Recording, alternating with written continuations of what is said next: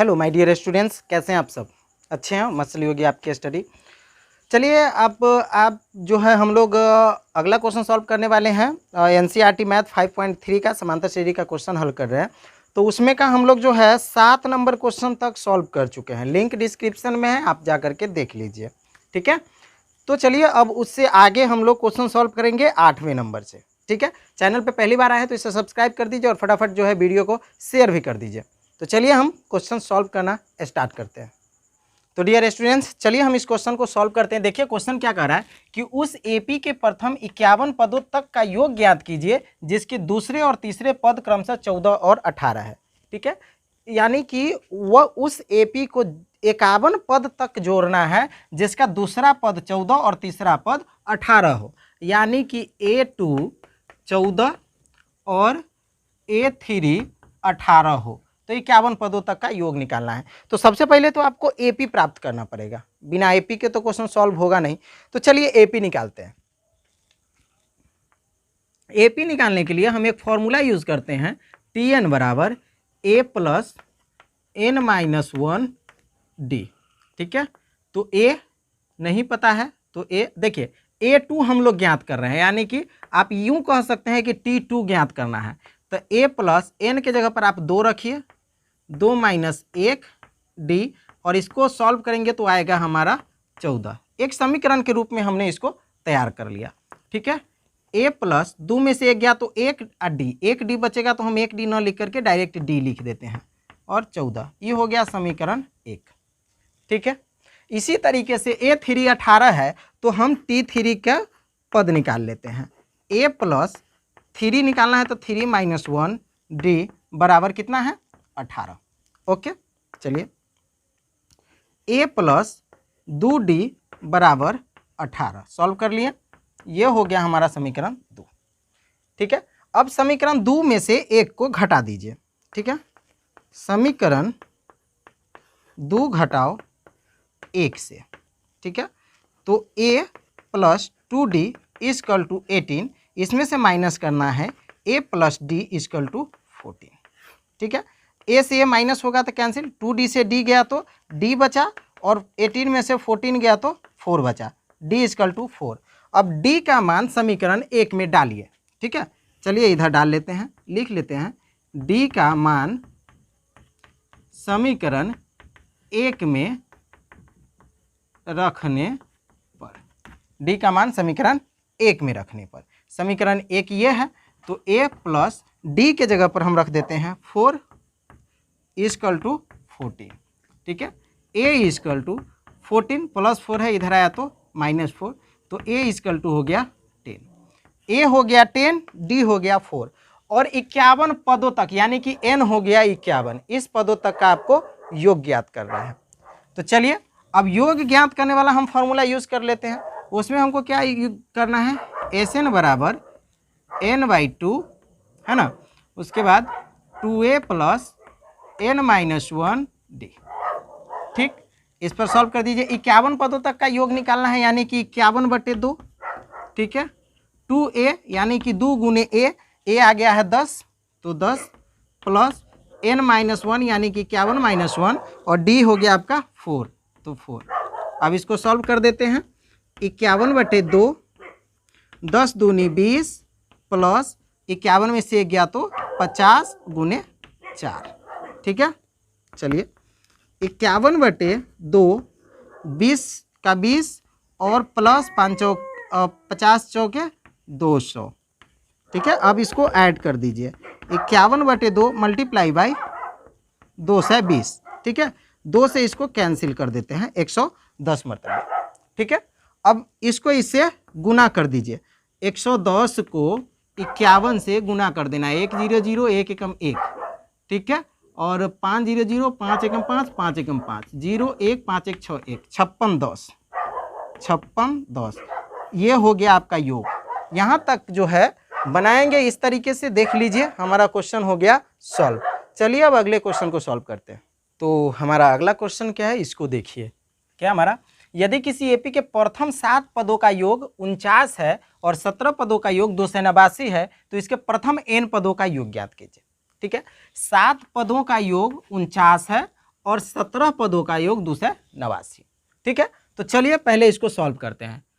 प्रथम 7 पद यानी कि A7 का योग कितना है 49 और 17 पद यानी कि A17 पद का योग है 289।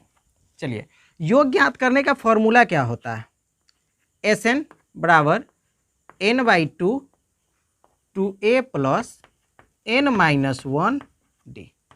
ओके, चलिए तो हम 7 पद तक का निकालना है यानी कि A7।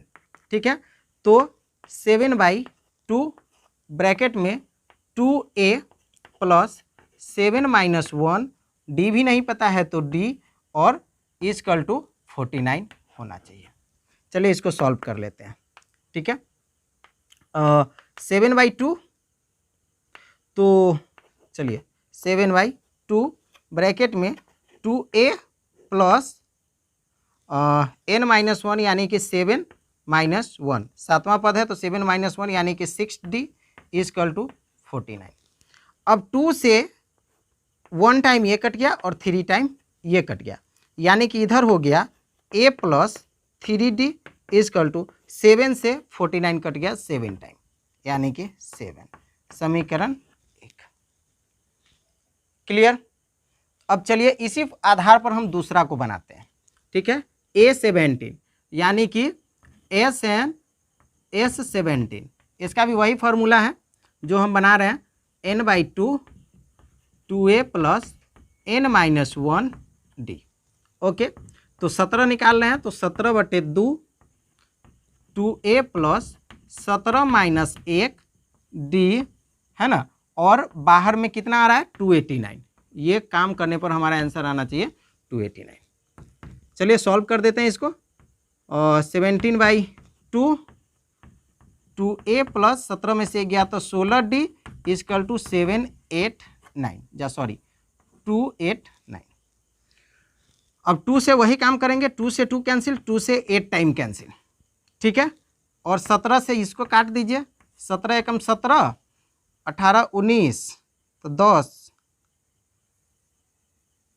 17 एकम 17 18 19 20 8 3 11 119 17 17 119 17 मरतबे कट गया है ना, यानी कि इधर बच गया आपका a plus 8d equal to 17। ये हो गया आपका समीकरण 2। ओके, अब समीकरण 2 और 1 की तुलना कर दीजिए।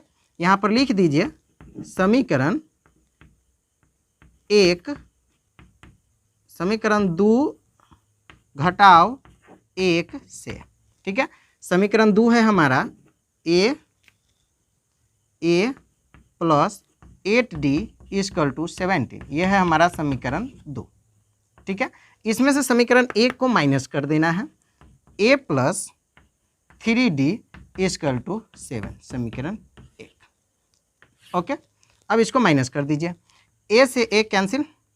ठीक है, 8d में से 3d गया तो 5d और 17 में से 7 गया तो 10, तो d इक्वल टू कितना हो जाएगा 10/5 यानी कि 5 दूनी 10 यानी कि d इक्वल टू 2। ठीक है, d इक्वल टू 2 आ गया। अब d का मान हमको समीकरण 1 में रखना होगा।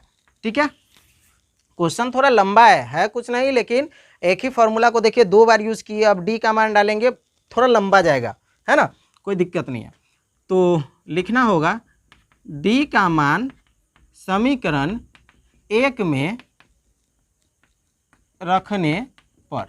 ठीक है, तो d का मान समीकरण 1 में रखिए। समीकरण 1 है आपका a plus 3d equal to 7, तो a प्लस 3 गुने d के जगह पे कितना रखना होगा 2 इक्वल टू 7, तो a प्लस 3 दूना 6 इक्वल टू 7, तो a बराबर 7 - 6 यानी कि a इक्वल टू 1।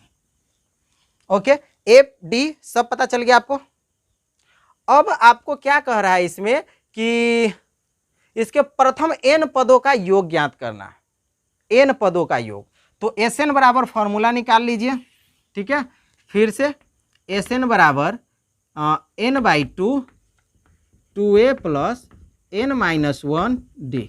ठीक है, तो n नंबर तक के तो n/2 2a यानी कि 2 गुने a यानी कि 1 प्लस n-1 d हो गया हमारा 4। ओके, चलिए अब इसको सॉल्व कर लेते हैं। n/2 2 प्लस n-1 4, ठीक है। चलिए अब जो है 4 से n में भी गुना होगा और 1 में भी गुना होगा। n/2 2 plus 4n-4, okay. अभी -4 है, ये 2 है, तो हो जाएगा n/2 मल्टीप्लाई बाई 4n, ये 2 में से -4 घटा तो -2, ठीक है।